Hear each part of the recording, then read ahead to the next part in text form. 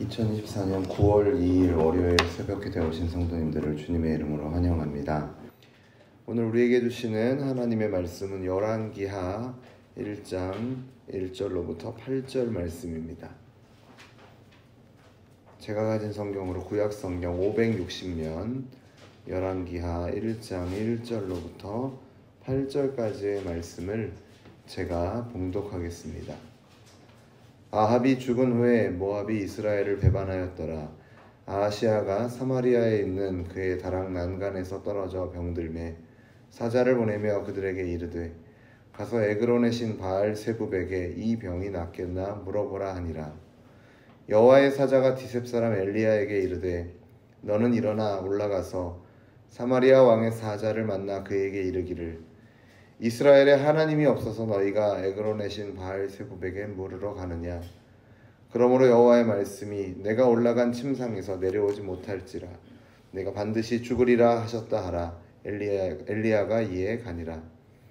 사자들이 왕에게 돌아오니 왕이 그들에게 이르되 너희는 어찌하여 돌아왔느냐 하니 그들이 말하되 한 사람이 올라와서 우리를 만나 이르되 너희는 너희를 보낸 왕에게로 돌아가서 그에게 고하기를 여호와의 말씀이 이스라엘에 하나님이 없어서 내가 에그론의 신 바알 세붑에게 물으려고 보내느냐. 그러므로 내가 올라간 침상에서 내려오지 못할지라 내가 반드시 죽으리라 하셨다 하라 하더이다. 왕이 그들에게 이르되 올라와서 너희를 만나 이 말을 너희에게 한 그 사람은 어떤 사람이더냐. 그들이 그에게 대답하되 그는 털이 많은 사람인데 허리에 가죽띠를 띄었더이다 하니 왕이 이르되 그는 디셉 사람 엘리야로다. 아멘. 오늘부터 살펴보게 될 열왕기하는 열왕기상에 이어서 악한 왕과 선한 왕의 역사가 반복되어 기록되고 있습니다. 그들 중에 대부분은 아버지의 악행을 답습하는 악한 왕들이 많이 등장을 하게 되죠. 오늘 본문 1절에 언급되는 아합 왕도 악한 왕의 대명사 같은 존재였죠. 아합과 엘리야도 어찌 보면 이렇게 안 어울리지만 또 세트로 함께 나와서 성경에 기록된 또 같은 시대의 인물이기도 합니다. 그런 아합이 이제 악한 왕의 대명사였지만 정치적으로는 이렇게 나름 탁월한 통치를 했던 것으로 보입니다. 그런데 1절의 말씀처럼 이제 아합이 죽게 되니까 아합의 영향력이 사라지게 되니까 다윗 시대부터 이스라엘을 섬기던 모압이 이제 떨어져 나갔다라고 이제 기록을 하고 있죠. 그리고 이제 2절 말씀을 보시면 아합의 뒤를 이어서 왕이 된 아하시아가 사마리아에 있는 그의 다락의 난간에서 떨어져서 중상을 입게 되는 것을 기록을 합니다. 그리고 그런 아하시아는 사자를 보내서 자기의 병이 어떻게 될지, 자기의 몸이 낫게 될지를 이제 묻게 되죠. 자기의 미래를 묻게 되는데 그렇게 묻기 위해서 보내는 신이 에그론의 신 바알 세붑이었습니다. 어찌 보면 부모로부터 배운 게 그것이니 당연한 것이 아닌가 또 생각이 되기도 합니다. 아하시아의 사자들이 바알 세붑에게 갈 때 하나님은 엘리야에게 메시지를 전하도록 이렇게 명하십니다. 하나님께서 이렇게 말씀하시죠. 이스라엘에 하나님이 없어서 바알 세붑에게 물으러 가느냐. 1장에 길지 않은 말씀이 이 말씀이 3번이나 반복되면서 자신을 버리고 여전히 우상숭배에 빠져있는 아버지의 길을 답습하고 있는 아하시아를 향한 하나님의 분노를 진노하심을 드러내고 계십니다. 아하시아의 사자들이 아하시아가 보내서 이제 에그론의 신 바알 세붑에게 물으려고 보냈던 이제 사자들이 실제로 엘리야를 만나서 이제 듣고 돌아와서 전하는 메시지는 매우 충격적인 것이었습니다. 그 말씀의 내용이 무엇이었습니까? 네가 반드시 죽을 거야 라는 말이었죠. 그와 같은 충격적인 자신의 결말에 대해 들었다면 아하시아가 보였어야 하는 정답과 같은 반응은 그의 옷을 찢고 울며 회개하는 것이어야 했습니다. 그랬다면 하나님께서 그에게 주신 징계가 그에게는 회복의 기회가 될 수 있었던 것이죠. 그러나 아하시아는 자신을 향한 징계의 말씀을 분명하게 듣고도 자신을 돌이키시려는 하나님의 뜻은 깨닫지 못했던 것으로 보입니다. 사실 아하시아가 이 타락에서 떨어져 중상을 입었던 것은 그에게는 은혜의 기회였습니다. 왜냐하면 아하시아의 진짜 문제는 육체의 병이 아니라 우상을 숭배하는 그의 영혼의 병이었기 때문입니다. 당시대에 잘 알려진 너무나도 모를 수가 없겠죠. 엘리야나 또 미가야와 같은 하나님의 종들을 불러서 은혜를 구할 수도 있었습니다. 그가 엘리야를 모르기나 합니까? 신하들이 사자들이 그 사람이 어떻게 생겼더냐 옷 입은 것만 얘기해줘도 그 사람은 엘리야라 알 정도로 엘리야에 대해서 잘 알았고 미가야와 같이 하나님의 말씀을 전하는 그런 종들이 있었습니다. 그들을 불러서 하나님의 은혜를 구할 수 있었습니다. 회개하며 하나님 앞에 나아갈 수 있었던 기회가 있었죠. 하지만 아하시아는 회개함으로 하나님 앞에 나오는 것을 선택하지 않았습니다. 살아계신 하나님을 무시한 채 자신의 미래를 우상에게 묻는 심각한 영적인 질병, 영적인 환자인 것을 그는 보여주고 있습니다. 하나님은 어떤 분이십니까? 아하시아는 분명 악한 왕입니다. 그의 아버지 악한 왕의 대명사인 아합의 뒤를 이어서 악한 왕으로 하나님을 향하여서 범죄하는 아하시아였지만 하나님은 그런 악인에게도 회개할 기회를 주십니다. 그 회개를 할 기회를 주실 때 그 기회를 알아차리고 하나님 앞에 나아가는 것이 중요합니다. 본문의 아하시아는 그 기회를 스스로 걷어차고 우상을 찾았습니다. 아하시아의 죄는 자기의 미래를 우상에게 물었던 것이죠. 하나님을 외면하고 우상을 경외했던 것입니다. 하나님의 존재를 알고 하나님을 하나님이라고 부르지만 그의 인생은 하나님을 외면하고 무시하는 인생이었습니다. 9절 이후에 이제 오늘 10절 이후에 본문 우리가 읽지 않았습니다만 9절 이후죠. 그 내용을 보면 50부장이 아하시아의 명을 받아서 엘리야를 데리러 옵니다.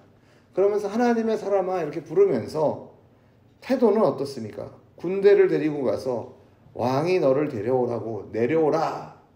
이게 우리말로 내려오라 돼 있으니까 되게 곱게 들리지만 이게 사실 원문의 의미는 거의 협박에 가까운 명령입니다. 이런 이 아하시아와 또 그의 부하의 태도를 통해서 하나님을 외면하는 자, 하나님을 경외하지 않는 자의 모습이 무엇인가 우리는 보게 되죠. 하나님께서 아하시아에게 기대하셨던 모습은 회개의 기회를 주신 이유는 그로 하여금 하나님을 경외하게 하기 위함이었습니다. 자신에게 주시는 하나님의 그 회개의 기회를 알고 하나님의 은혜를 구하며 겸손히 나아갈 수 있는 기회를 주신 것이죠. 심지어는 그 길로 계속 나아가면 그 길의 끝에는 죽음밖에 없다라는 것을 알려주셨습니다. 그럼에도 불구하고 그는 마치 이스라엘에 하나님이 계시지 않은 것처럼 이웃 나라의 우상에게로 나아가서 묻는 모습을 보입니다. 오늘날 우리는 어떻습니까? 우리의 미래의 문제를 하나님의 손에 맡기고 살고 계십니까? 혹시 병에 걸리거나 사고를 당하거나 감당하기 어려운 문제를 만나게 될 때 마음이 약해져서 세상 사람들이 액땜하려 하는 미신적인 방법을 따르면서 우리도 하나님을 외면하고 있지는 않은가? 우리의 모습을 돌아보아야 할 것입니다. 물론 아합과 아하시아와 비교하면 다 기분 나쁘실 겁니다. 아유, 내가 아합 정도는 아니지, 아하시아 정도는 아니지 라고 생각하실 것입니다. 우리가 대놓고 그렇게 악한 길로 가지 않을지라도 하나님을 잘 섬기는 것처럼 보이다가 결정적인 문제가 터지면 엉뚱한 자리로 나아가는 어리석음을 범하고 있지는 않은지 오늘 이 말씀을 통해서 우리의 발걸음을, 우리의 시선이 향하는 곳을, 우리의 마음이 향하는 곳을 겸손히 돌아보아야 할 것입니다. 로마서 15장의 말씀처럼 오늘 이 말씀은 우리의 교훈을 위하여 기록된 말씀입니다. 하나님을 경외하지 않는 자의 인생의 결국이 어떻게 되는가를 바라보며 우리로 하여금 하나님을 경외하는 인생을 살아갈 것을 오늘 말씀은 우리에게 촉구하고 있습니다. 하나님은 우리에게 여러 상황과 사람을 통해 경고의 말씀을 보내십니다. 우리가 그 상황과 사람만 보고 정작 그 속에 담겨있는 하나님의 뜻을 놓치고 있는 것은 아닌가 우리가 주의해야 할 것입니다. 예상하지 못한 상황과 나를 책망하는 사람을 통해 하나님께서 지금 내게 말씀하시는 것이 무엇인지 우리는 깨달아야 합니다. 잠언의 말씀처럼 마음을 다하여 여호와를 신뢰하고 우리의 명철을 의지할 것이 아니라 세상의 지혜를 의지할 것이 아니라 범사의 하나님을 인정하고 경외하면 그 길을 지도하신다라는 약속을 기억하시면서 생명의 근원이시며 세상의 모든 것을 주관하시는 하나님을 전적으로 의지하시며 도움을 구하시는 저와 여러분 되기를 주님의 이름으로 축원합니다. 우리의 몸의 건강을 위해서 정기적인 건강검진이 필요하죠. 이와 같이 우리의 이 영적인 생활에도, 믿음 생활에도 이런 영적인 건강검진이 필요한 것으로 오늘 말씀은 우리에게 들려줍니다.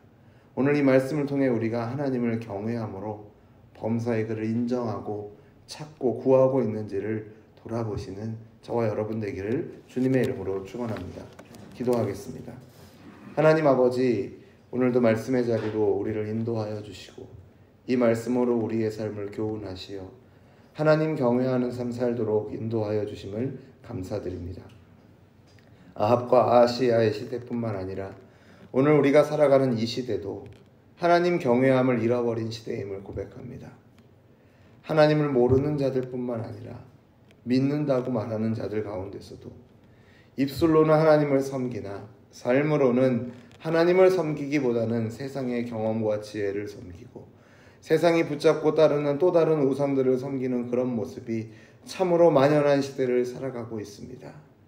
하나님 아버지, 우리에게 은혜를 주시고 우리의 영을 깨워주셔서 이 어두운 시대 가운데 하나님을 경외함이 무엇인지 깨닫게 하시고 하나님을 경외하며 사랑하며 섬기는 하나님만 경외하는 우리가 되게 하여 주옵소서.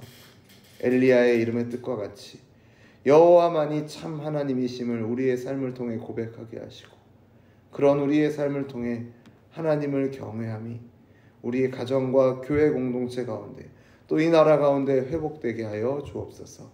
그렇게 인도하시고 역사하실 것을 믿으며 예수님의 이름으로 기도드립니다. 아멘. 우리 주 예수 그리스도의 은혜와 하나님 아버지의 사랑과 성령 하나님의 교통하심이 하나님을 경외하는 참 신앙으로 우리의 삶을 통해 하나님께 영광 돌리며 세상에서 하나님의 이름 증거하며 자랑하며 높이기를 소원하는 우리 열린비전교회 모든 성도들과 우리의 삶의 걸음 가운데 이제로부터 영원토록 항상 함께 있어야 할지어다. 아멘.